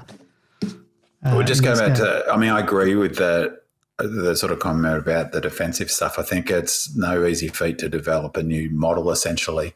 So I agree. And like I said before, is at one point just before three-quarter time, it was 28 inside 50s for 19 scores, which is, that is not a great number. It did change a little bit by the end of the game, but still three-quarters of the game, they went inside, they scored, and were more accurate than us. I think it's worth pointing out, though, that, like we're developing a new structure. We still didn't have, I have T-Mac in my best 23 and in the back half, 𝗟𝗶𝘀𝗁𝘀 as well, and Petty. So, back half, they often talk about 7. So there's 7 players, 1 on the bench and the 6 on the field. 3 of almost 50% of our best defensive unit weren't in that game. So I think that's worth sort of noting. I thought May was back to his best. He was awesome. I thought Lever was good as well. It does concern me, and it really concerns me. Again, another, the thing I'd add to that is what I said before is we just struggle big time to cover those small to medium forwards. Like, every single time. Brisbane, that's where they have the wood on us. It's always those players who kill us for Freo. It's a real challenge for us, and AMW going down, I think, is going to prove to be a big problem for us. I'm hoping Seston maybe he's probably not got the wheels for that position. He's got the smarts to play down back. We really will miss 𝗟𝗶𝘀𝗁𝘀. He's probably the player we miss arguably the most. As for Windsor, give the fella time. I think it's really, again, as I said at the top of the show, it was a windy day. It was across the other side of the country. It was in bloody Mandurah, down south out of Perth in some country town. And it was 32 degrees, 33 degrees. And the players who are going to most struggle with that are the young players. That's just a fact. They haven't got they haven't got 5, 6, 7, 8, 9, 13 in Maxi's case, or 14 of pre-seasons where, they've done all of that training. I thought a couple of examples where he ran and carry, that's what we want to see from him. He was the beneficiary of a couple of those long handballs. He did do a bit of that, what George was talking about, other clubs. He's right, George is right, that sort of run and get, the player running past the thing. He did a couple of them. And he did a beautiful kick inside 50 at one point that set up a goal. It was just a super classy kick. I've got no worries about him. And it's also worth noting about Windsor in this game is that he's been off legs for 2 weeks with an infection. So he's been in a moon boot for, I was really, to be honest, quite surprised he played, because it was only last week track watchers were saying he still wasn't running. So he had basically, with that foot infection that he had 2 weeks of no running. So, I think that's important to note. I really love him off the halfback. I have a feeling they fast-tracked his return because they wanted to see him in a practice scenario playing. Yeah, to give him some, exactly, totally. And as I've noted before, and Binman just noticed, 50% of the defenders weren't there. This was the only opportunity to see Adams and Howes and even Winter playing a backman's role in a team that plays his own defence. I know Binman's picked it out with Howes, but also there was one point with Adams as well, where May came to him afterwards and said, "You needed to go out." He did. He got caught in no man's land. He got caught in no man's, yeah. For a defender. He's been a defender as a junior as well. That was, but the problem for Adams, and even Windsor is, last year down at 𝗪𝗂𝗄𝗂, you had Tomlinson, who was the sole backman, effectively, and there was no zone defence. These guys haven't played it. This was the opportunity to teach them how to play within a proper zone defence. They have got a lot of learning to do. You probably won't see very much of them this year until they do develop those skills. Even the way 𝗟𝗀𝘀𝘁𝗀 was playing, he was playing much deeper than he ever. He was playing much deeper, and that's because AMW is not playing. That's the thing. You're right. That's right. Yeah. Exactly right. He's playing a lot deeper. A lot of his kicks were under pressure, and those double kicks, they're probably trained to do it. You're still better to get it outside 50, and even if they have a shot, it's from 50, not exactly. From, you know. And the other thing that is so easy to forget in this game, because we were trying the fast forward movement on getting those turnovers, how many goals did Fremantle get from Joe the Goose in the goal square? Yeah. The defenders had no chance whatsoever, but everybody blames the defence for falling apart. Yeah. It wasn't the defence, it was what was coming in from halfway up the field. You won't see that sort of opportunity, though you won't see that happen during the season with Melbourne, where a team kicks 3 or 4 goals from the goal square. Yeah. And people like turnovers. Because you won't see Walters getting out the back on his own, because there won't be any back to get out to. Like we saw too often in this game.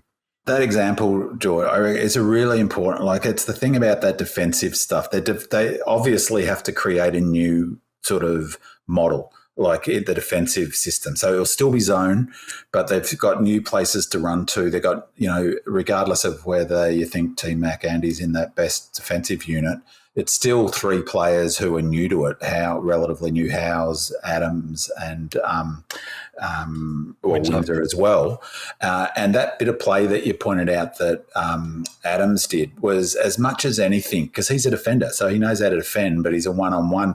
It was he was never going to get to the contact. I was watching it, and I could see that he didn't go hard enough to begin with, and got himself caught. And that was his man who marked. Turned around, and I forget the player who marked, but he ended up not coming in third man to spoil the contest, and it got out the back to his man. So, but what I was thinking about that in terms of, if you're trying to develop new systems, so much practice and drilling and timing goes into it, is that's where it breaks down. When you see teams implementing a new defensive system, suddenly you think, well, what are they doing there? And that's exactly what happened to Adams.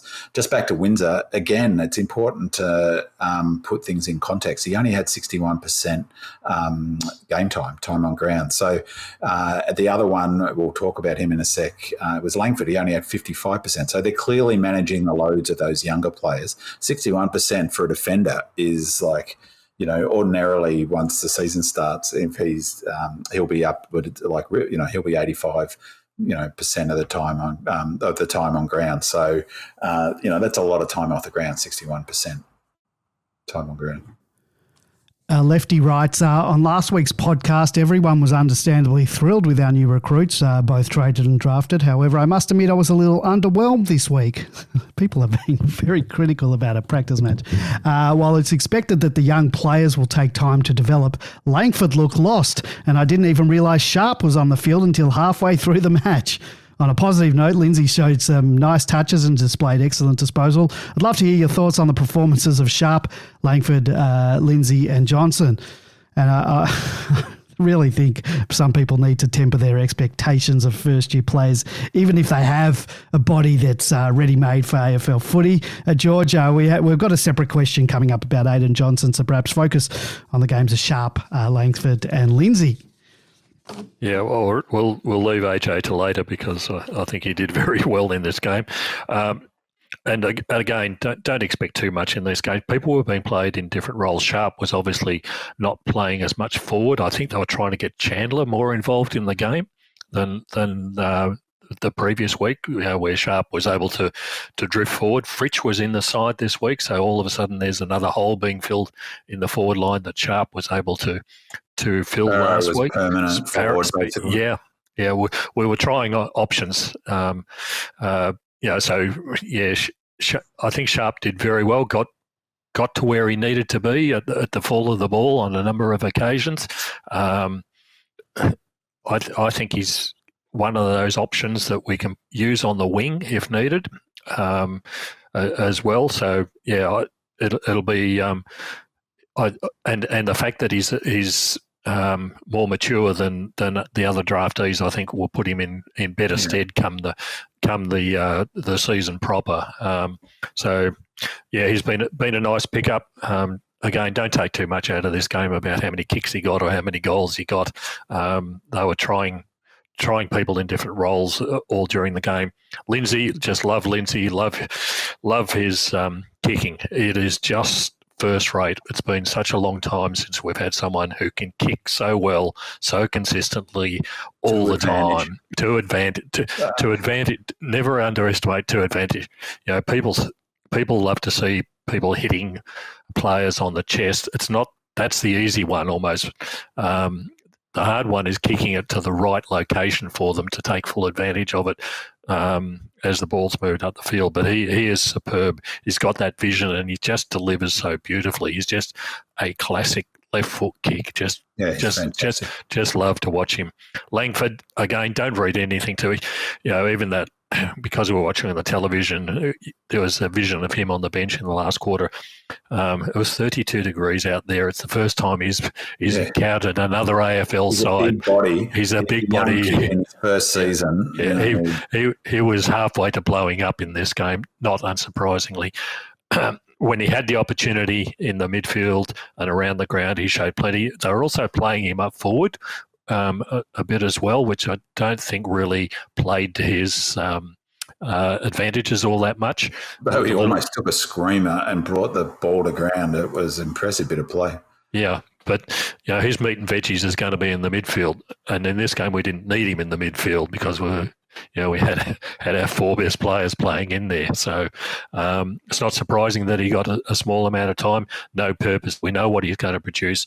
I think we'll still see him playing in the seniors at a relatively early stage in the season. He'll play round one for sure. He'll play round one. And he had, again, I mentioned before, he only had 55% time on ground. He had 11 disposals, 2 more than Sharp, who was 81% of the time on ground.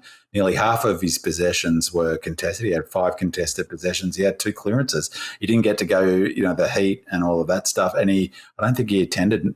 Did he go to a centre square clearance? If he did, it couldn't have been more than 1 or 2. So they're pretty good numbers. Yeah. For half a game time, for 50%, you'd be okay with 23, 24 possessions and 11 contested, wouldn't you? Yeah. And Ben Mann's made another prediction for, he is a definite for round one. Look what happened to T-Mac last week. Well, what happened to T-Mac last week? He didn't play. He'll be there round one as well. He'll be a lock in round one. Langford will be a lock in round one. Howes will not be in that team. Adams will not be in that team. Langford will be playing round one, and so will Lindsay. I don't think T-Mac will be playing round one. We'll see. He will be playing round one. Okay. He was over there. He got brought over.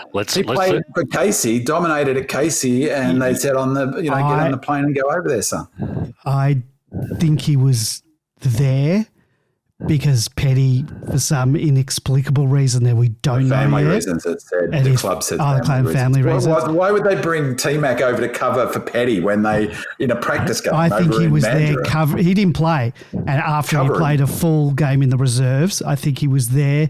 If May or Lever went down early, like happened with JVR. But anyway, we don't know. Let's see. We'll and so will Langford. And on Sharp, just a thing on Sharp is that I thought his fitness is so evident. He was still running. That goal he kicked, 2 things stood out. One, he got the ball on the half-back flank.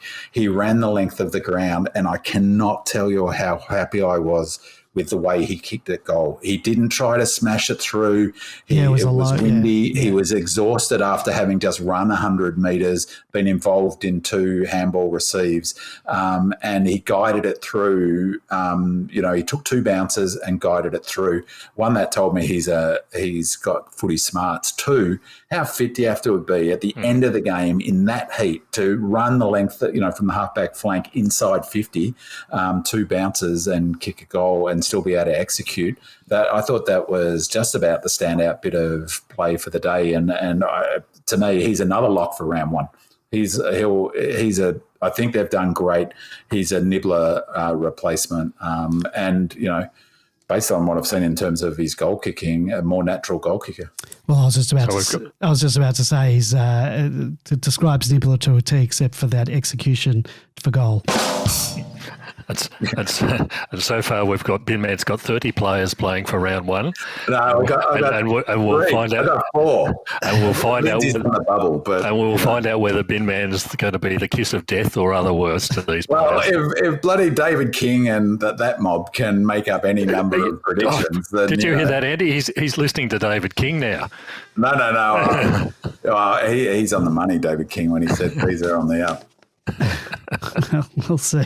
Okay, Lazy says, didn't see the game, but read in the report that Aiden Johnson, what are these Demon fans not watching the game?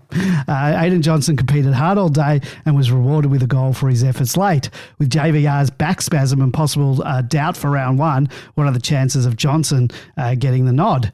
Dominion adds, JVR's early injury quickly exposed our lack of depth in the forward line, as well as the flow-on effect it had on our ability to provide in-game ruck support for Max without compromising our tall forward stocks. Hopefully his back spasms were just a one-off rather than a sign of a more significant issue that could sideline him for an extended period. If Rue isn't available for round one, what do you think the makeup of our forward line will look like? So, big man, what would you make of Aiden Johnson's game this week? And last week we only got to see him for a quarter in the ruck, but this time he had a chance to play as a key forward with some relief ruck duties.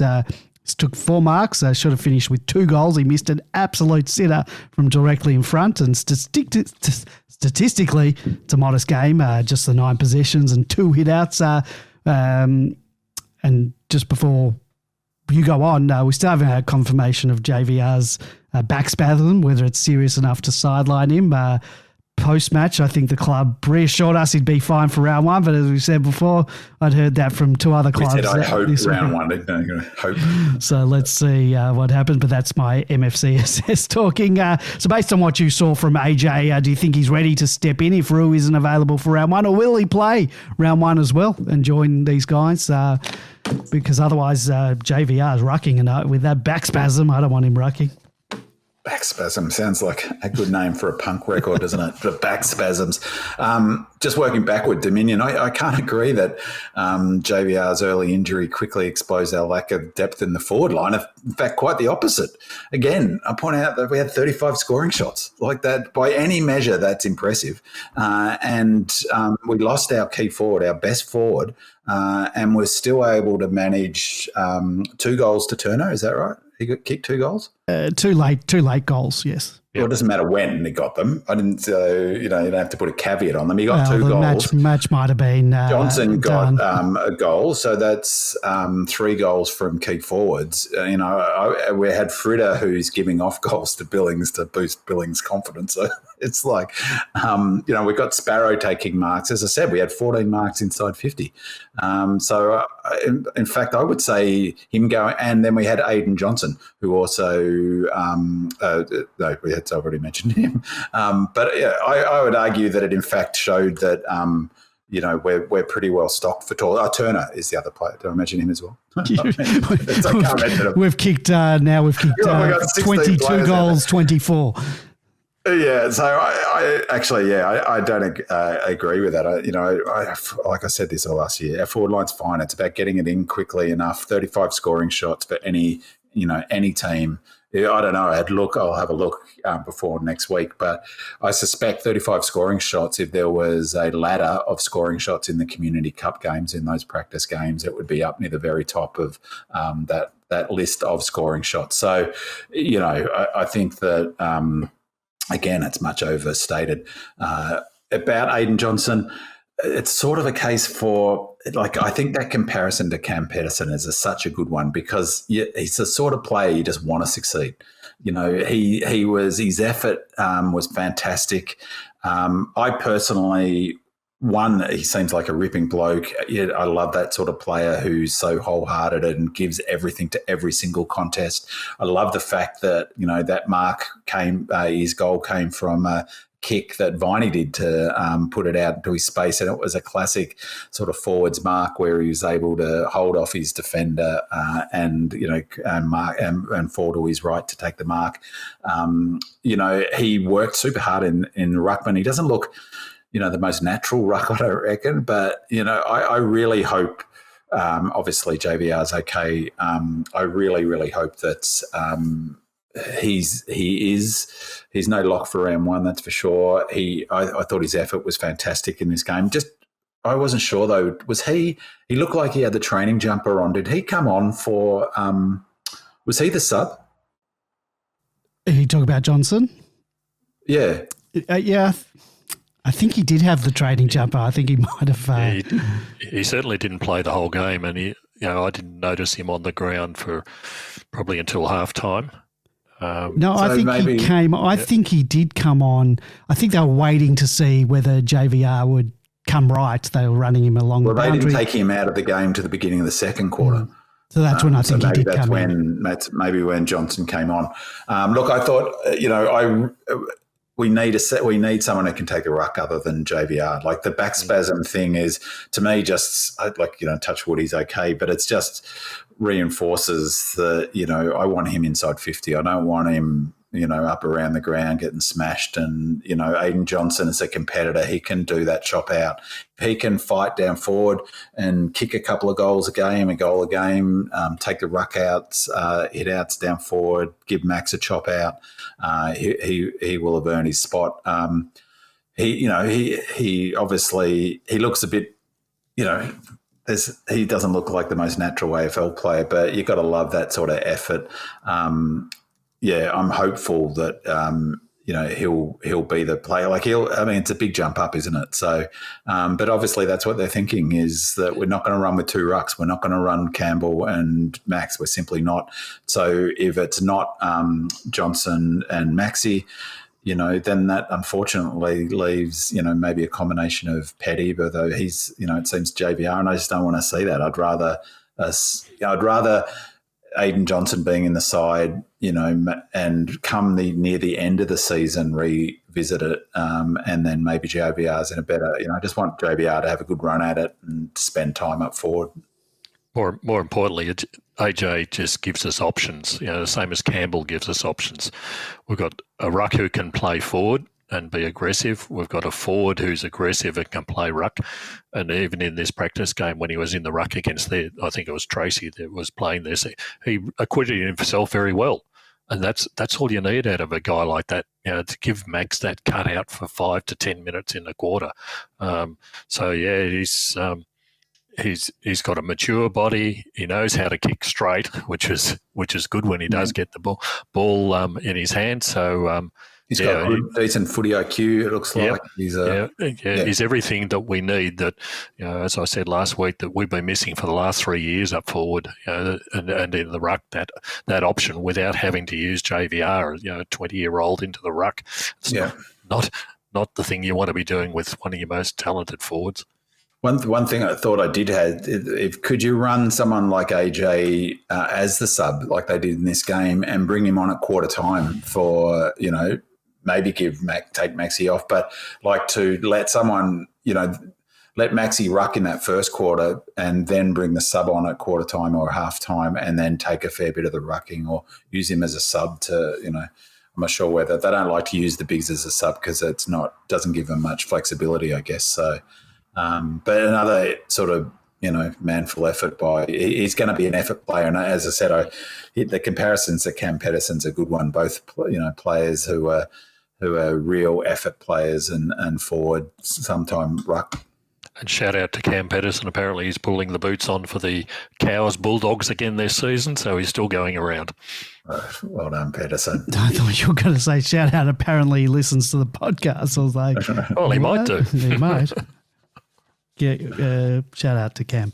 And to the question, who would come in? Maybe if he can't play, JVR, I'd be furious if he can't. But if he can't play, then maybe Jefferson gets his shot. Apparently, he was all right in the casey game.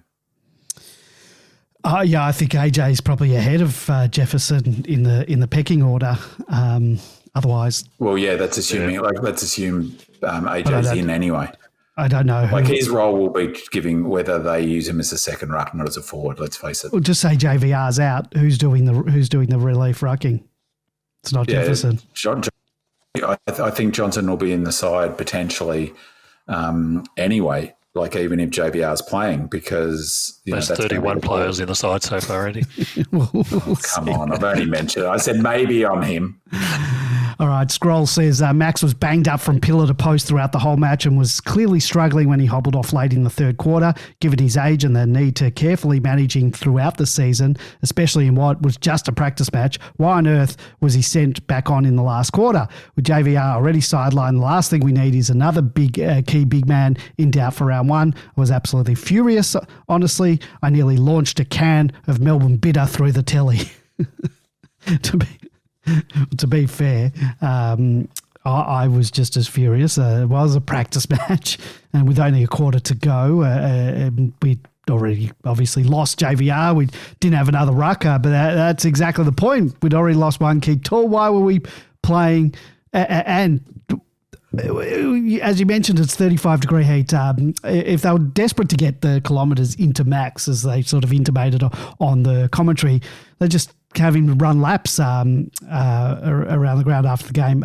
George, Skrull and I overreacting here? Were you just as livid? Or more importantly, did you end up throwing a can of VB or some other canned beverage at the TV? Well, I'm not a drinker, so I won't be throwing a can of VB at the TV. But you have a can just for that purpose. Yeah. No, I'm afraid I'm with Scroll and with Andy in this one. I've got no idea whatsoever why, particularly in that last quarter where there was absolutely nothing at stake. When he came back on, I thought when he came back, yeah, exactly. Why is he coming back on with 5 minutes to go in the game? Yeah, it's just ridiculous. Yeah. Was that you or me? Oh, that was me. It was anyway. It was somebody's won sale of the century, I think, on that one. But either that or it's a basketball game going on somewhere with an organ. No idea whatsoever why he was played for that long in this game in the first place, in that ridiculous temperatures, and then coming back on. I just can't understand it. Just simply, I cannot understand it. So, but it is what it is, and the fans would have been absolutely, utterly furious if he had sustained an injury in this meaningless game. So, yeah, too strange for us mere supporters to understand.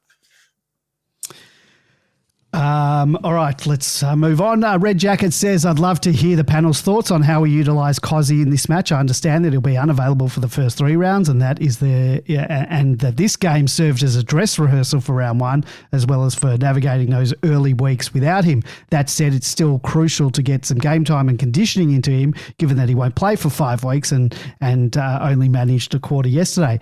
That brief stint, however, was enough to remind us just how impactful he is. His absence in the first 3 quarters starkly exposed our deficiencies in the small forward department, as well as the impact player in the middle. We're going to feel he's lost significantly in the open rounds. Simply put, Chandler does not provide the same output, and if we do lose 𝗍𝗲 at season's end, which I feel is a very real possibility, we'll be up the proverbial creek. B-Man, did you have any problems with the way that we utilise 𝗍𝗲 in this match? Not at all. I had to laugh though. Simpson, I mean, I want their job. I want bloody Simpson's job. He's paid who knows what he's paid to be a special comments player, and he's laconic as all get out. Like, some of his insights were interesting. But for about half a quarter, they were banging on about why they weren't playing 𝗍𝗲 until finally Pavlich, I think, said, I think it was Pavlich, said, well, he's suspended round one. I think he was given a note as well. I don't think he knew that. Yeah. Well, it's like they've got bloody producers talking to him in the ear. Like, come on. And then at some point earlier in the game, Simpson said, I haven't done any research on Melbourne. Yeah, he did say that. It's like going to a job interview and saying, "Oh, look, I hadn't looked at your website, but I've heard that you're a pretty good organizer." I'm like, it was embarrassing. And for at least 20 minutes, they were banging on about what the deal is with 𝗍𝗲. Surely they would do that, until the note was passed, or the producer said into their ear, well, he's not playing for the first 3 rounds. And they go, oh, yeah, well, that would be the reason. And so, of course, exactly as they said on the telecast, that it made sense in the context of he's not going to be there for the first 3 rounds. So you've got to practice your setups, both in the middle and up forward, without them. I mean, as we've talked about ad infinitum, it's a practice game. You also want to replicate some of the setups and stuff for your first 3 rounds. So then the question would be, well, why bother bringing him? And at least part of that is that they obviously wanted to bring across all the WA boys, as many as possible across to Perth. So, I would have personally kept him away from, Freo at any opportunity. But, so I thought that was totally fine. Like, again, we weren't out to win the game. It didn't matter what the score was. As Red Jacket points out, like, he was awesome when he came on. It was like seeing someone, it was incredible, like how he was running on top of the ground, and it sort of, he looked even better than he normally would because of that comparative freshness that he came on. It'd be a pretty good sub to bring on, wouldn't he, for power plays? And I had no problems with how they played him. And I agree totally. It was like, he's just a star. I love him around the ball. I thought he would be up forward this year because we had so many midfield, but maybe it's his leg speed. It's also his kicking. Did you notice how effective his kicking were, how few times he missed those, otherwise, very hittable kicks, those short ones that he does. I agree, Chandler's not even in the same ballpark, but pressure is the key, I guess, for that. As for losing 𝗍𝗲𝗁𝘀𝗁 at season's end, it's all right because we'll get Jackson in that trade. So, Jackson's coming home. Well, that's interesting. We can perhaps talk about that quickly now. I think that that tells me that story's come out, and it was the thing from Mitch Cleary said, spearheaded by Melbourne or whatever. I think that's a good indication that I think the club knows that we're going to lose 𝗍𝗲𝗁𝘀𝗁. He wants to go back. He wants to get us a fair deal or whatever. But if Jackson's coming back, what do you think? Do you think that'll be a straight swap? No other picks going in there? Yeah, exactly. Well, that you would. AJ probably doesn't. He probably hopes that Jackson doesn't come back because there's your second ruck, problem solved. So it'll be our first ruck soon. We'll do fine at it if 𝗍𝗲𝗁𝘀𝗁𝘀 go. I hate to see him go too, but like as I've said, the Jared Healy rule, I'm not going to worry about. I'm not going to spend a single second worrying all season about that. If it happens, it happens. And I think we'll get fairly compensated pretty much. I think we should get at least 2 first rounds or Luke Jackson. Hopefully we can. The one thing I laughed about in that article that I read is Jackson, for personal reasons, went to bloody Surf Coast surfing. It's probably another player will end up at Geelong for, what's the deal? Can't they drive for 50 minutes down the highway from Melbourne to go surfing? I think we're going to see a lot of this sort of conjecture, not just Jackson or 𝗍𝗁𝗀𝗁𝘀𝗁 during the season, but I note that Bontempelli, for example, hasn't re-signed, and I think there's a lot of top end players are going to be available this year, simply because the clubs are going to be able to trade 2 years in advance, so they can offer right on day one of the trade period 3 first round draft picks for a Bontempelli, for a 𝗍𝗁𝗀𝗁𝘀𝗁 or for a Jackson. So they won't be the only ones. There will be a lot of player movement at the top end this year, so it'll be very interesting. Keep the media very intrigued for the whole season. I just can't see Bontempelli. That's where the industry wants to create useless noise for clicks and shits and giggles, because that'll just be and then with 𝗏𝗏𝗏 on the horizon, it's just going to be unbearable, the amount of will he go, will he not go, blah blah blah blah. But at least with the talk about Jackson, which came out of the blue, I'd not heard anything about it. At least with every time they talk about 𝗍𝗁𝗀𝗁𝗍, it'll be like yin and yang. Every single time anyone, the media, footy fans, whoever mentions the risk of 𝗍𝗁𝗀𝗁𝗍 going to Freo, there'll instantly be a rejoinder, and Jackson's coming back the other way. Yeah. They'll be talked about. So at least they'll be, mitigate the 𝗍𝗁𝗀𝗁𝗍 talk, because 50% of it will be about Jackson. So. Just quickly on, you were talking about the commentary. Did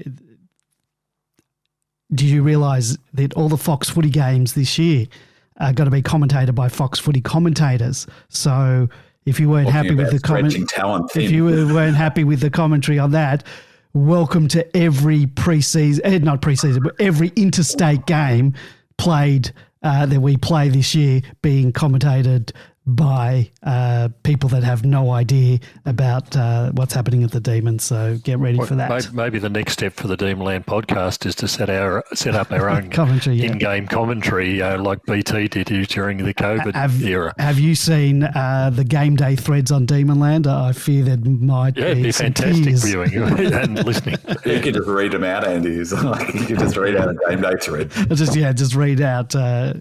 All right, just a couple more. Horny for Gorney writes, I don't want to be overly negative, but surely we have a better option than Jack Billings. He gets himself. Give this question to George. Yeah, exactly. I gave it to George because I know exactly. You'll get an honest answer. That's right. That's right. I want to hear what George has to say. I want some controversy. I don't want a love fest. He gets himself into the right spots. I'll give him that. But for someone in the side as a connector because of his ball use, he just hasn't been reliable. He struggles to kick more than 30 metres, went 0 for 4 in front of goal and missed a couple of fairly straightforward kicks inside 50 to open targets. What do you think about swapping him for Wowie? His disposal might not be as polished, but at least he puts his all in and doesn't shy away from any contact. George, I know, as I mentioned, you're not the best cheerleader for Jack Billings. What are your thoughts on his game yesterday and the prospect of swapping him for someone else? He gets into the right spots, unfortunately, because he's not in the other spots. His kicking is he was sold to us as a good kick, from all reports. He is anything but a good kick. The fact that he had 3 set shots for goal and missed all of them, and then had running into an open goal from 30 metres out and still missed it, tells you about his kicking ability. He didn't like stats. Yeah, but the real concern was, as was pointed out by Horny about Gorney, was his third shot for goal failed to make the distance from 40. He just has no depth or power in his kicking. It's not surprising in a way that he gets the outcome. He's played 175 games. And I think we need to be looking at Sharp, or we need to be looking at Windsor, or we need to be looking at Lindsay as better options down the wing. The other thing that I particularly don't like about Billings is he slows the play up. The wingers should be the transition players that move it quickly. You look at Langford when he gets the ball on the wing. He runs, he carries. He's always constantly moving the ball straight away from where he gets it. If the ball's passed out to Billings, he stops, looks around, takes 3 steps backwards before he kicks. Unfortunately, by that stage, the defence has already run past. I think we've got far better options. Mandalorian says the most frustrating aspect of the game for me was our accuracy in front of goal. This has been a persistent issue for several years with little to no improvement, and once again our set shot kicking was agonising to watch. I have virtually no confidence in most of our players when they line up for goal. Whether it's a technical flaw, nerves or something else entirely, the fact remains that that nothing has been done in any of our off-seasons to address it. The only thing more infuriating than winning the inside 50s and watching the ball rebound straight out, a problem that we've had in the past, is dominating inside 50s, generating scoring shots but failing to convert them into goals. Winning the scoring shots by 6 yet losing the game by 3 goals is simply unacceptable. Sure, they missed some chances too, but we squandered some absolute sitters, and that's inexcusable. And before anyone dismisses this is just a practice match, I shudder to think of how we'll fare when the real pressure kicks in. I have a voicemail from our good friend Noah. Hi, this is Noah from Brighton. Just wanted to state I'd like to really thank you guys for doing a really good effort in publishing an amazing podcast. Just wanted to say that I was quite disappointed with the loss to Fremantle. Yes, I know it's a pre-season game and it can really show the up-and-comers like Langford and how he's going to go during the year. But what really frustrated me again was the amount of points we kicked. Basically, it was poor kicking and execution that probably cost us the game. Just wanted to hear the guys' opinions. As always, go Demons. So it's a bit of a bugbear of mine. It's been like that for a long time. It's nauseating, and I lose a lot of sleep over it. I have zero confidence when one of our players is having a set shot for goal these days. 18 more inside 50, 6 more scoring shots, only 11 goals from 30 shots on goal. It's just putrid. B-Man, you've probably talked enough about it. Yeah, it is. Look, I think one thing I will say is that there's no, any advantage they can get practicing goal kicking at training when they're AFL players already is incremental at best. Yeah. Surely you can improve a little bit, but this idea that a new forward coach or Williams or, you get some sort of technical expert in to improve goal kicking, it's just, really it's around the edges, because AFL players, by the time they get there, they've kicked the footy literally hundreds of thousands of times, each time reinforcing their technique. If they get to AFL level with poor technique, any improvement is at best incremental. I can think of only, in all the time I barracked for the D's, I can think maybe of half dozen players who I think have genuinely improved their kicking skills after becoming an AFL or VFL footballer. Jones was one, but again, just incremental. It is really, really frustrating. And, to be honest, I don't think there's much you can do about it. You can do things like get the ball in the corridor more often, so you're taking higher percentage kicks. It ends up being those Joe the Gooses that George talked about, where you're going to kick every one of them from the goal square. So we were getting, more of them in 21 when we were swarming. It'd be interesting to see if we can get that swarm back. There was a post from Kev Martin that was talking about that, and that I think that sort of combination of pressure at the contest, swarming in numbers and getting it forward, that will help us with our accuracy. It's worth noting, Melksham's our most accurate kick for goal. Frid is our most accurate kick for goal, so we want them in the side. It hurt yesterday not having JVR for the whole match, because he's a pretty good kick. He's an excellent kick for goal, good technique, as we've talked about a lot. So we definitely missed him. Turner, the turn and kick it around the body from 25, 30 metres out. Call me crazy, but good luck if it works. But I think he nearly missed it as well.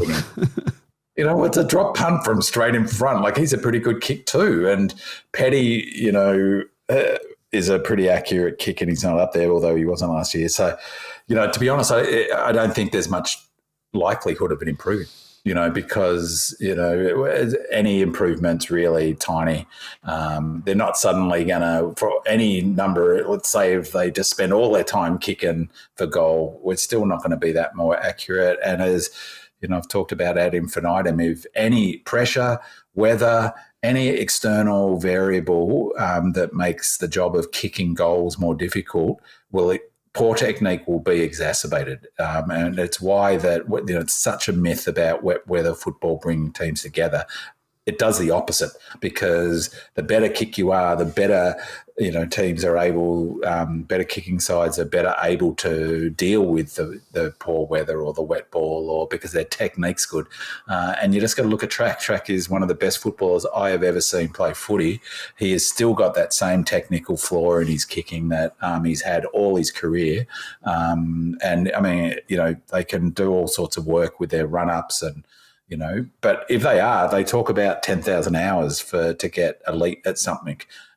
They've spent 10,000 hours kicking the footy and not been elite. Well, they've got to spend another 10,000 hours to get it to elite level, which is why pro golfers spend their whole careers often tinkering with things. And once they tinker too much, they can't get it back. Same deal. So, I'm afraid that until we get the better players flowing through the team through the draft and we target those better players, it's going to continue to be a problem. I will note, if I was going to pick a player in the AFL, no joke, to kick a goal for my life outside 50, I would pick Max. He is unbelievable. That didn't look like a goal. I don't think it was. I really don't think it was. It looked like a point. Yeah. It's like I was about to ready, but he thumps it from outside 50, doesn't he? There was an interesting thread on Demonland today, talking about kicking for goal, and one of the posters noted, do you ever see teams trained to kick from 15 metres out directly in front? When you go to training, you always see them practicing from the boundary line, around the corners, in a pack, and all these sort of scenarios. But do you ever see them actually practice the easy shots? And I think that really highlights what Bin Man's been saying, that you've got to practice these things, but you've got to practice it under the pressure of game. So it was just an interesting point that I thought they raised. It's funny you should say that, George, because I mentioned last week I met a fella at the North Melbourne D's practice game who was a statistician for the D's under 𝗟𝗶𝘀𝘁𝗁. And he said one of the big things that 𝗟𝗶𝘀𝘁𝗁 did when he came to Melbourne, he said that, like any Melbourne fan knows this, but we just didn't have the cattle. We had we had a very average list. And he said one of the things that that 𝗟𝗏𝘂𝘁𝗁 really changed was the culture of how to practice. And I went to a couple of back in when he was coach. It was great. We trained on the MCG, so watch training was at the G. I loved it. And he was talking about the drill that 𝗟𝗏𝘂𝘁𝗁 did, which I've seen a lot, which is starting off really close, like 10 metres away, and kicking to each other and not moving until everyone got their kicks right, and then progressively going back further and further apart. I know they do a little bit of that now, but it was really interesting in sort of what you were saying about 15 metres close, is it's that technique. It's like you start that way you don't move until you got your technique, and that technique will be the same from 40 metres as it will from 15 metres. So I thought that was interesting, and talking about how 𝗟𝗏𝘂𝘁𝗁 improved our skills. You talk about 10,000 hours. I think, Bin Man, you're going to be an expert at podcasting, because we've done 10,000 hours by now, haven't we? We've just got one. Well, I'm going to have to do my gag again with music. I didn't even get the timing right on it. So I was trying to get over your worry about having to pay some exorbitant fee for an Italian dub version of Good, the Bad, and the Ugly. But so trying to get around it with a phone ring. I was giving you a legal out there. Yes. Well, we've got another voicemail. We've talked about this from Roaster. He's messaged a lot of times. He talked about all the issues that we talked about tonight. So I'm just going to play his voicemail because he did take the time to message us. So here you go, Roaster. G'day, boys. Roaster here, and happy 2025. And great to hear you back on the potty. And yeah, it was interesting last night, wasn't it? It was a strange old game, very scrappy, which I guess you expect for a pre-season match. And good to see the boys out there. Good to see Track back and all the guys that had all these off-field supposed issues. They look primed and fit and ready to go. Was a bit worried for Gawn there, keep getting punished, and wondering why, whether it was his choice or whatever, why he didn't come off. But looks like he'll be good to go, as is JVR. Looks like he'll be good to go after that really early back injury. But there were some good signs of the game, which I think the way we ran it out was pretty impressive. Really ran over the top of them, although we just couldn't kick straight, which has been a real sort of thorn in our side for many years. And let's hope that was just the scratchiness of the Pracky match. Cozzy's comeback in the fourth was just incredible. So it's going to be really exciting when he comes back in round 4. And, shows us what he can do. And I love the way Greeny's actually played hardball and not letting him go, or, putting him on notice that it's not going to be easy if he wants to leave, which I think is good. Young boys did some really good stuff. Xavier Lindsay was, bit off a really good kick into the forward line. I think it was to Rivers or Sparrow in the forward line. I think they missed, but good to see the polish that they had. So, boys, I'm really G'd up for another big year. And, we'll chat to you soon. Thanks, boys. Thanks for that, Roaster. If you want to listen to what we said about all of those topics you talked about, rewind to the start of the show. I think he covered everything that we talked about. I was very impressed how he summed the whole show up in 2 minutes. Yeah, There you go, big man. Let's get Roast Star instead of big man. That's what I need to do. That's my goal, is to 2 minutes. hit all my points like that. That was 2 minutes. Bang, that was it. The whole show. There you go. 30 seconds. In Roast Star, out bin man. That's my tip. Round 1. Lock it in. Oh no. Boys, I think we're going to leave it there for tonight. We'll be back next week. Well, we haven't discussed this yet between us, but for 2025 season preview show, hopefully. I was keen to get back into podcasting after we won the week before, but now that I want to crawl back in a hole and emerge once winter has passed. That MFCSS is back, boys. If you want to listen to the show live as it happens, then head on over to demonland.com on Monday nights at 7:30 p.m. Thank you to our 5-star reviewers on Apple Podcasts. That was a thank you to Ocean Grove and Gone But Not Begotten. Thank you to our voicemailers, Noah and Roaster. As always, your questions and comments form an integral part of the show. So thank you to our Demonland posters who submitted questions and comments. Thank you to Pingu, Monocular, Radish D, GS 1905, Smurf, Bigfoot, Lazy, Swooper Northy, Newport 34, Master Chief, Radelaide, Singer, Lefty, D-Minion, Scroll, Red Jacket, Horny Fagorny, and Mandalorian. And thank you to my co-hosts, George and Binman. And thank you to you, our loyal listeners. Don't forget, leave us a 5-star review and a comment on Apple Podcast. We'll read it out and give you that shout out on the next show. Go Demons. Go Red Leggers.